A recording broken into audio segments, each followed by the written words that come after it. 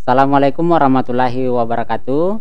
Alhamdulillah, senang sekali kita bisa bertemu kembali dalam perkuliahan semester genap ini, khususnya pada mata kuliah evaluasi pembelajaran.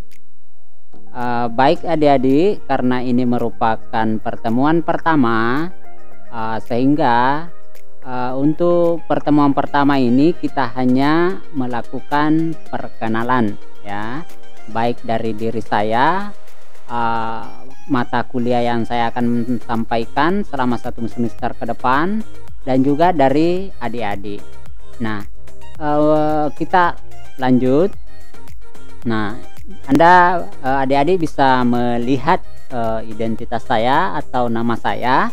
Nah, di sana akan tertulis nama lengkap saya Safarudin ya. Pendidikan saya bisa dilihat mulai dari SD, SMP, EMAN, kemudian S1, lalu S2 di perguruan tinggi Universitas Negeri Sunan Kalijaga Yogyakarta. Oke, selanjutnya bisa dilihat bahwa mata kuliah yang saya sampaikan satu semester ke depan itu mata kuliah evaluasi pembelajaran. Nah, adik-adik tentu diharapkan mata kuliah ini dapat mengikuti. Kenapa? Karena ini sangat penting nanti dalam proses ketika menjadi guru ataupun calon guru setelah lulus nantinya. Oke. Nah, bobot SKS-nya ada 3, kemudian di jurusan PGMI. Oke, kita lanjut. Nah, di situ akan kelihatan bahwa skenario pembelajaran kita untuk satu semester ke depan dapat digambarkan seperti ini. Mulai dari pendahuluan nanti. Kita setiap kali pertemuan ya tentu ada pengantar, lalu kemudian ada diskusi, di mana diskusi ini kita akan atau adik-adik nanti akan menyampaikan materi berdasarkan dari penugasan kelompoknya.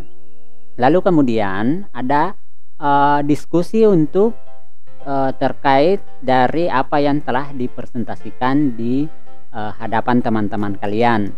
Lalu ada penutup dan penguatan. Nah, itu beberapa skenario umum terkait apa yang kita akan lakukan nanti dalam proses perkuliahan. Oke, selanjutnya kita masuk ke deskripsi mata kuliah. Nah, di sana sudah jelas bahwa mata kuliah ini akan mempelajari secara konseptual maupun praktik terkait dengan evaluasi pembelajaran itu. Evaluasi pembelajaran itu ya ketika kita di SD ya menyangkut semua mata pelajaran itu sudah menjadi kepastian bahwa akan ada evaluasinya. Sehingga ini sangat penting bagi adik-adik mahasiswa. Kemudian materi nanti yang akan kita pelajari dalam proses perkuliahan ini ya cukup 2 poin penting. Yang pertama dari sisi teori dan yang kedua dari sisi aplikatif. Jadi nanti akan diarahkan setelah mendapatkan teori, tentu kita akan arahkan ke bagaimana melakukan praktek penilaian atau evaluasi. Oke, kita lanjut pada ruang lingkup mata kuliah. Nah, di situ bisa dilihat bahwa ruang lingkup mata kuliah evaluasi pembelajaran yang kita akan pelajari untuk satu semester ke depan bisa dilihat yang pertama adalah ada konsep evaluasi pembelajaran. Nah, yang kedua ada tujuan evaluasi pembelajaran. Nah, itu nanti kita akan bahas satu persatu setiap pertemuan. Kemudian selanjutnya ada prinsip evaluasi pembelajaran. Nah, bisa dilihat di situ. Kemudian ranah ruang lingkup evaluasi pembelajaran. Kemudian selanjutnya ada teknik penilaian, kemudian bentuk penilaian, dan menyusun instrumen. Nah, ini untuk mulai dari tema menyusun instrumen, ya ini sudah masuk ranah praktik. Karena sesuai yang saya sampaikan di awal tadi, bahwa ada dua yang kita akan lakukan dalam evaluasi ini. Yang pertama adalah teoritis, yang kedua adalah aplikatif. Nah, selanjutnya adalah melakukan pengukuran reliabilitas dan validitas soal. Ya, mungkin nanti kita akan praktekkan seperti apa melakukan itu untuk mencari tingkat kevaliditasan dan reliabilitas soal yang kita akan gunakan dalam proses evaluasi. Nah, selanjutnya bagaimana mengolah evaluasi itu ketika sudah dilakukan terhadap peserta didik.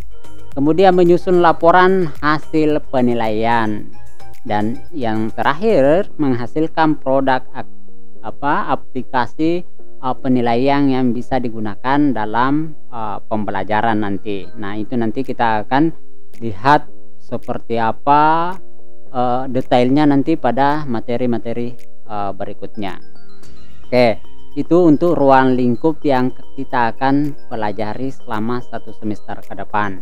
Nah, selanjutnya kita akan lihat tujuan pembelajaran evaluasi. Nah, di situ adik-adik mahasiswa bisa melihat bahwa melalui mata kuliah evaluasi pembelajaran, maka mahasiswa diharapkan nantinya memiliki pengetahuan, pemahaman, dan pengalaman serta skill dalam proses atau khususnya dalam bidang evaluasi pembelajaran. Karena saya kira ini sangat penting karena akan menyangkut semua mata pelajaran nanti. Ketika menjadi guru ini akan terkait, karena ya otomatis setiap mata pelajaran tentu ada evaluasinya. Nah, tentu nanti akan dilihat dari sisi bagaimana merencanakan evaluasi, kemudian pelaksanaan evaluasi, pengolahan hingga pelaporan serta tindak lanjut dari evaluasi yang dilakukan nantinya. Karena ya tentu evaluasi itu sekali lagi bukan sekedar untuk melihat kemampuan peserta didik kita, tetapi bagaimana melakukan tindak lanjut dari sebuah evaluasi itu. Nah, itu juga hal yang tidak bisa kita lupakan. Oke, selanjutnya kita akan lihat nah, dalam proses perkuliahan nanti ada beberapa tugas yang menjadi agenda kita dalam proses perkuliahan. Nah, di sini terlihat ada tugas kelompok dan individu. Nah, di situ terlihat ya, mulai dari tugas individu ataupun tugas kelompok. Nah, itu nanti teknisnya kita akan bahas dalam Google Classroom ya. Kemudian selanjutnya pemberian tugas kelompok atau individu sesuai kerangka atau materi perkuliahan. Jadi tadi kan saya sudah sampaikan bahwa ada beberapa tema yang kita akan bahas, maka itulah yang menjadi acuan dalam proses pemberian tugas nantinya, apakah itu individu ataupun kelompok. Nah, kemudian tugas akhir dari mata kuliah ini ya akan berkaitan tentang apakah itu nanti ujian tulis ataupun ujian proyek. Nah, itu nanti akan ditentukan kemudian ya. Nah, ataupun keduanya, jadi tidak menutup kemungkinan ya, kan seperti itu. Karena mata kuliah ini lagi-lagi ada praktik dan teori. Oke, selanjutnya kita akan lihat setelah tugas-tugas. Nah, ini ada beberapa tata tertib yang menjadi acuan dalam proses perkuliahan ya. Nah, di sini yang pertama ada kehadiran minimal 75%. Saya kira ini sudah menjadi kewajiban ya. Kenapa? Karena ketika adik-adik nanti tidak mencukupi kehadirannya 75%, maka di siakat itu tidak bisa diproses nilainya lebih lanjut. Karena itu menjadi syarat dan kewajiban seorang mahasiswa untuk memenuhi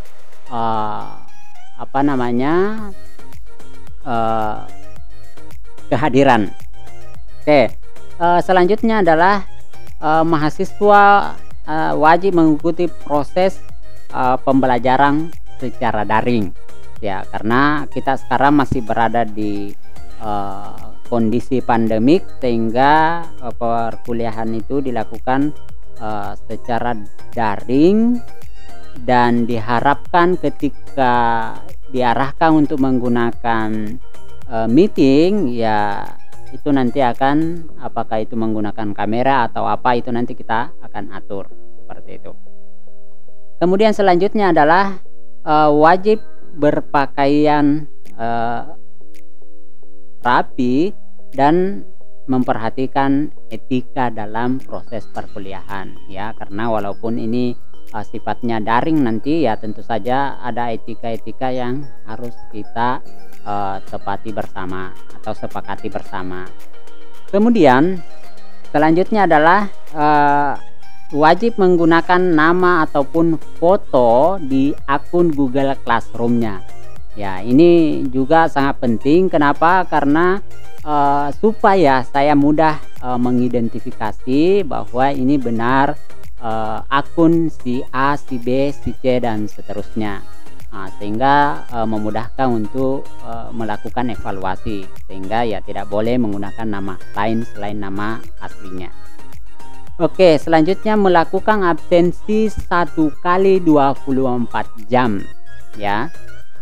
Nah, dalam perkuliahan nanti, khususnya evaluasi pembelajaran ini, saya buka absensinya itu ya 1 kali 24 jam. Artinya jika mata kuliah kita hari Senin misalnya, maka absensi itu akan terbuka sampai pada pukul 23.59. Nah, lewat dari situ adik-adik tidak bisa lagi bisa mengisi absen tapi tidak terekam, karena ini sudah by system, ya.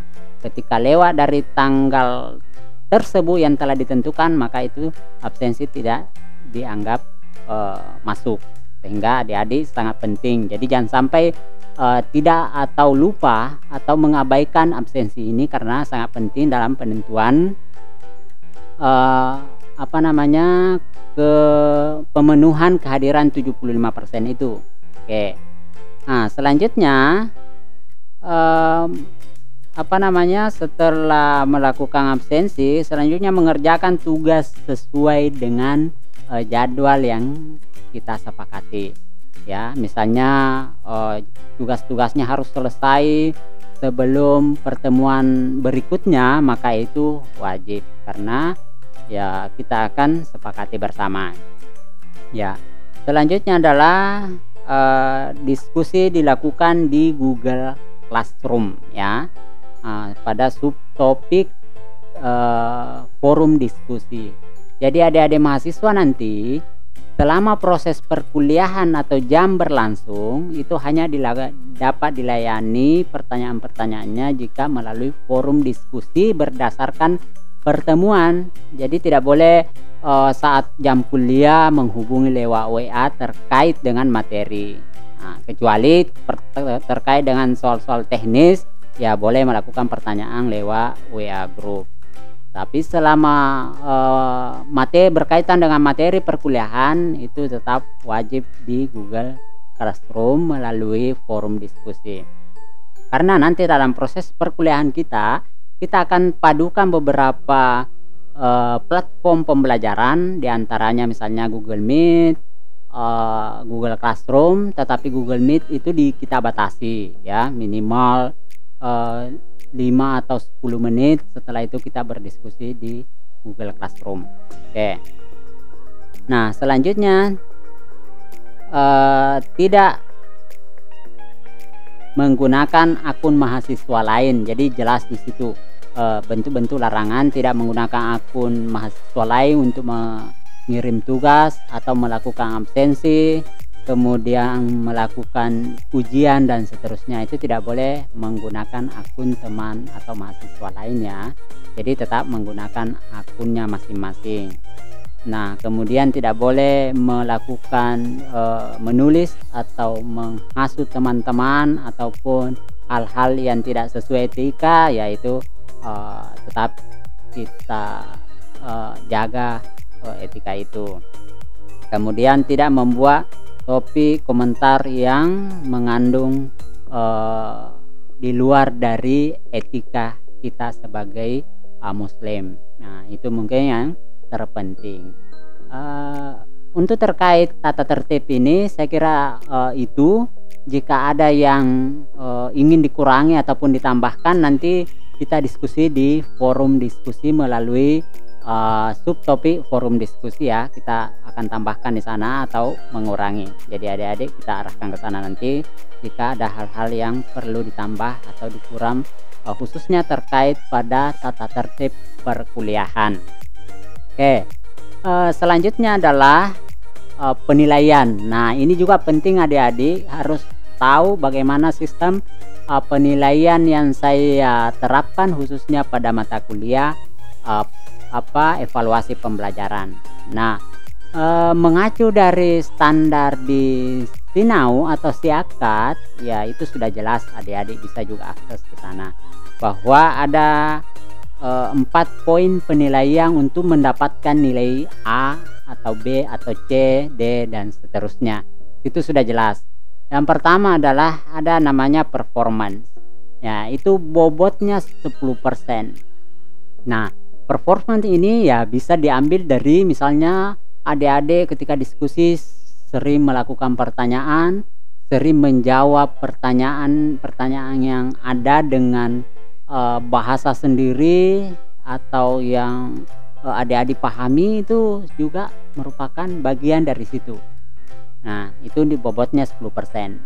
Selanjutnya ada namanya tugas ya di situ.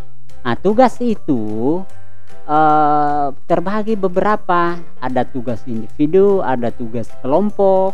Nah, itu nanti akan dirata-ratakan untuk menjadikan satu nilai, namanya nilai tugas. Kalau saya misalnya berikan nilai tugas 5, maka 5 itulah yang akan diambil rata-ratanya, atau 5 itu akan dijumlahkan kemudian dibagi 5, itulah nilai yang akan masuk ke nilai tugas. Nah, jika ada mahasiswa yang hanya menyetorkan 3, maka jumlah dari 3 tugas itu tetap akan dibagi 5. Nah, jadi maka rugilah jika saya memberikan nilai tugas 5 lalu hanya menyetorkan 4, 2, 3, itu sangat rugi karena pembagiannya tetap 5. Oke, itu untuk tugas. Kemudian UTS, ya UTS nanti kita laksanakan di pertengahan. Mungkin di pertemuan ke-8 kita lakukan UTS, dan untuk ujian UTS-nya nanti kita akan sampaikan pada pertemuan-pertemuan selanjutnya sebelum UTS tentunya. Nah, itu juga bobotnya 20% ya nilai UTS. Kemudian penilaian selanjutnya adalah penilaian UAS, ujian akhir semester. Nah, saya sudah sampaikan tadi bahwa ujian akhir semester itu bisa jadi kita lakukan ujian langsung ataupun melalui tugas proyek. Nah, itu pun nanti kita akan sampaikan, dan itu bobotnya 40%. Jadi itu yang paling tinggi. Nah, tetapi tidak bisa diabaikan yang lain. Nah, sehingga adik-adik ketika menginginkan nilai yang bagus, maka semua atau keempat bobot itu ya betul-betul diperhatikan supaya semuanya mendapatkan nilai maksimal. Kalau itu semua mendapatkan nilai maksimal, maka saya jamin bahwa nilai akhirnya akan bagus. Nah, itulah proses penilaian di sini. Oke, kita lanjut. Nah, ini beberapa catatan atau referensi yang bisa menjadi bahan dalam proses perkuliahan di evaluasi pembelajaran. Nah, lalu bagaimana ketika ada referensi di sini tidak ada, maka silahkan adik-adik mahasiswa mencari referensi yang seluas-luasnya yang berkaitan tentang tema-tema nanti yang akan dibahas, ya. Tapi ingat, ya, lihat sumbernya yang valid atau mampu dipertanggungjawabkan, itu saja. Kemudian selanjutnya, ya, ini referensi bisa dibaca sendiri ini ataupun ditambahi nanti dalam yang berkaitan tentang tema-tema yang dibahas. Oke, selanjutnya di sini ada perkenalan dari mahasiswa dan pembagian kelompok.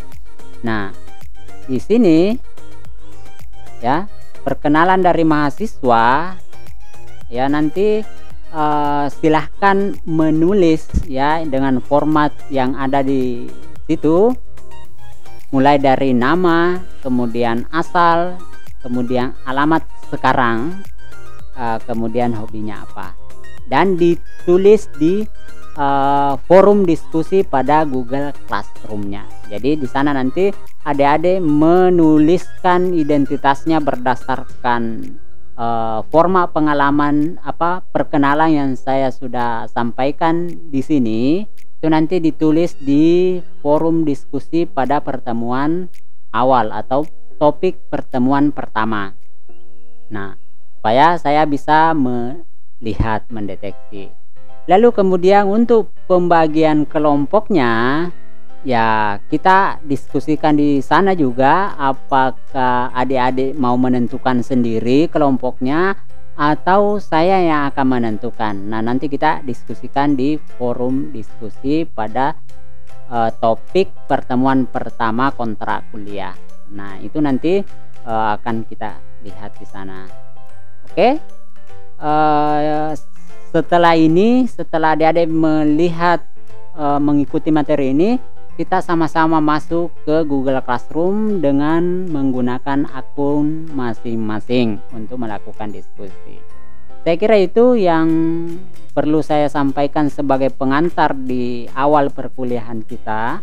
Semoga ke depan kita sama-sama sukses dan sama-sama menjaga protokol kesehatan agar pandemi ini cepat berlalu dan kita kembali bisa tatap muka secara langsung dalam.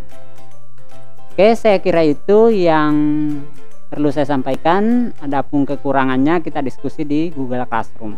Sekian, wassalamualaikum warahmatullahi wabarakatuh.